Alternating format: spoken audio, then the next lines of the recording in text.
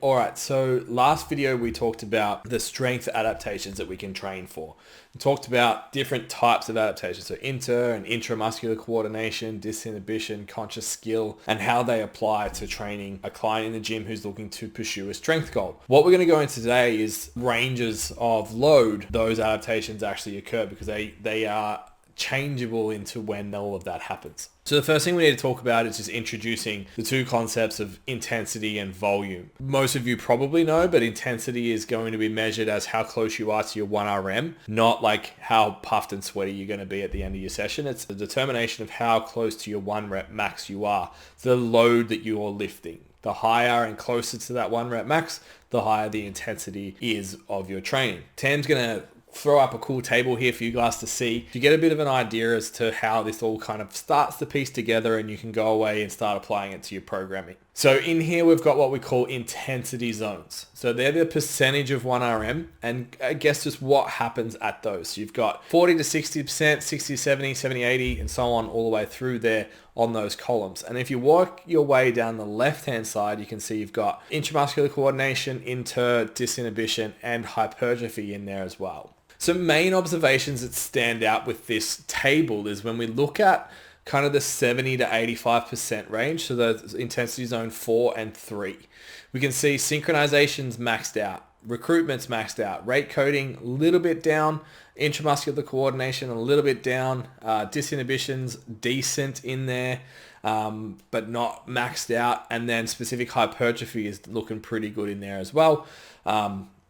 Under the 80%, it's maxed. Over the 80%, there's a little bit of a trade-off, but probably more so from the intensity and recovery factor that we'll talk about later. So it makes sense that when we write programs and when a general person comes in who wants to train, look better, feel better, and progress in strength, usually trains within this rep range. If we apply a rep in reserve to this is typically somewhere between like 8 to 12 reps. And so it makes sense that we spend most of our time training in that kind of rep range. But we know that we're probably leaving a little bit on the table. So if we wanted to train specifically for unconscious skill or intermuscular coordination, we know we need to train at lighter loads. So anything from 40 to 70. So one way to kind of mitigate that is to be really diligent with our ramping sets. If we're doing ramping sets all the time, that's going to help create our intermuscular coordination.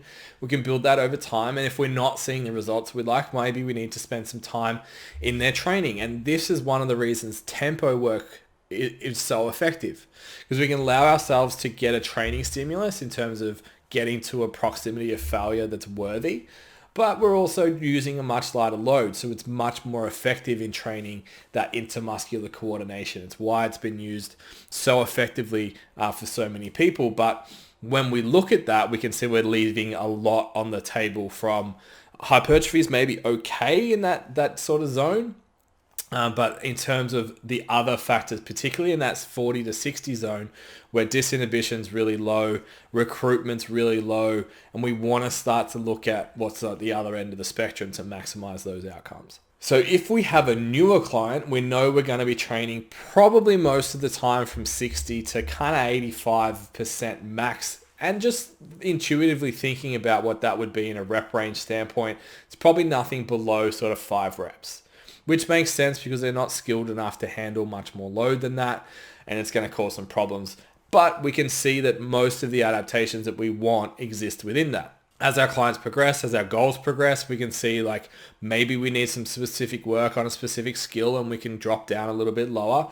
Or alternatively, we can look at the other end of the spectrum of that kind of 85 to 90, even 100%, and maxing out, and the adaptations that happen up there. You can see the intramuscular, so the force production element, is ramped out anything over 85%. So you're looking sort of anything below 5, 3-ish, right through to a 1RM there, depending on the RIR that's prescribed. You can see disinhibition is really good there as well, but obviously the specific hypertrophy isn't amazing. If you buy into the effective rep method, which is the last 5 reps of each set tend to provide the most hypertrophy-based stimulus, then that makes sense here as well, because we're only doing 3-ish reps, then we're probably not really hitting that hypertrophy threshold that we would like. Yes, there's maybe some evidence to suggest that as long as you train to failure, but we need to then consider volume, which we're going to talk about a little bit later. Looking at all of this, if we had a brand new client who just needed to learn a skill, wanted to get a little bit stronger, probably has a body composition goal as well, and we think about, I'm just going to give them a random circuit. Instead of a random circuit, have a think about it. What if we went around that 40% range in a circuit format and we built this intermuscular coordination and got them good at moving load? Maybe we could push a few of those exercises up towards the 60 and start to introduce some hypertrophy as well, so improving body composition. Got high output, low fatigue, and we can really push them really hard. Most of the time, we're training in that 4 and 3 zones, and then sometimes if we wanted to really max out our force production element, then we might move towards the 1 and 2. So lots to gain from this very simple table, which we love. So really important, again, all of that is just the SAID principle, which we've talked about in the past. So specific adaptation to imposed demand. You should know exactly why you've selected an exercise, a rep range, a frequency. All of those things should be answered when you're putting a program together. So for us, there are 4 types of main strength programs that we'll put together. There's a strength and hypertrophy, where we spend most of our time in that 65 to 70% range and just focus on all of the outcomes that come from there. Next is hybrid, where we spend 50% of our time in that 65 to 75%, and then 50% of our time between 75 and 95%, depending on the outcome that we're trying to create.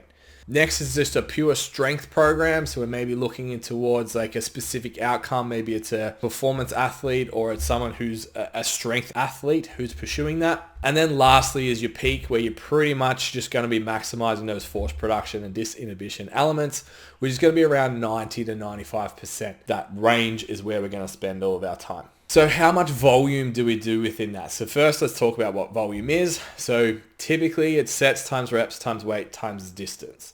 That's how much work you've done, aka volume, over the entire week or set or whatever it is that you're looking at. I think this has been boiled down quite well now. Like James Krieger, Chris Beardsley, and those kinds of people have really nailed this down to really the variable is going to be sets. Because distance is usually going to be the same, at least for the exercise, and across movements, it's actually not that drastic difference. Reps, max return is going to be somewhere between 4 and 0 rep in reserve, maybe depending on the movement. Obviously, higher rep in reserves for heavier lifts and lower rep in reserves for lighter lifts.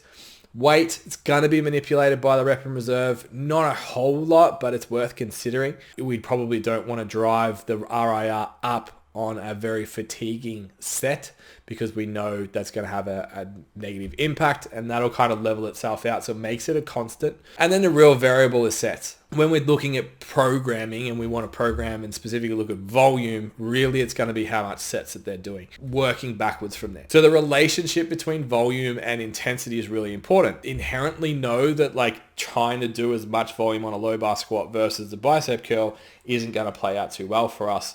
So what we want to focus on is, okay, how do we make this bicep curl work with this low bar squat? How much of each of those can I put in a program, and how does that look over a week? There's not a lot of research on it to really quantify it for you guys. We'd love to send you resources where you could go and test that. A great place to start is Principles of Strength Training by Chad Wesley Smith and Mike Israetel. Really, really useful book for that one, and it makes up the backbone of our strength programming method. We use Chad's kind of initial standpoints and then build on it from there. So what's the takeaway of the last 2 videos? One is coming back again to that SAID principle. Do you know why you've selected the exercises, what rep range you've put in there, and what sets you've applied, and why? Can you measure it? Can you review it? That's going to tell you whether your strength program is worth the paper that's written on or not.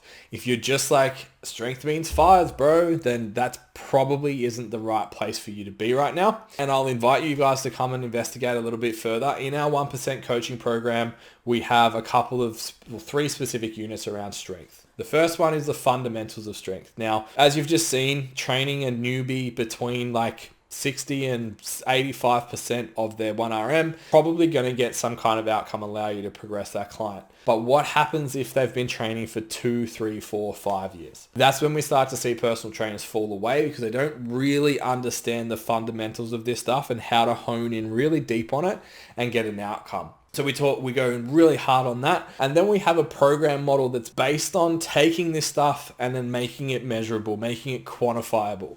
So we put different exercises into different categories, and then we're able to give them what we call a fatigue score that informs us of how fatiguing that exercise would be, and then quantifies a recommended volume distribution based on the rest of the program and how that's looking. So that allows you essentially to measure exactly the volume prescribed to the client based on the intensity that you can then test and see how the client handles it based on their feedback. From there, we actually have Will Crozier from Nexus Performance, who's an elite level powerlifter himself and powerlifting coach, talk about how we go from that model to actually prepping a client for a powerlifting meet as well.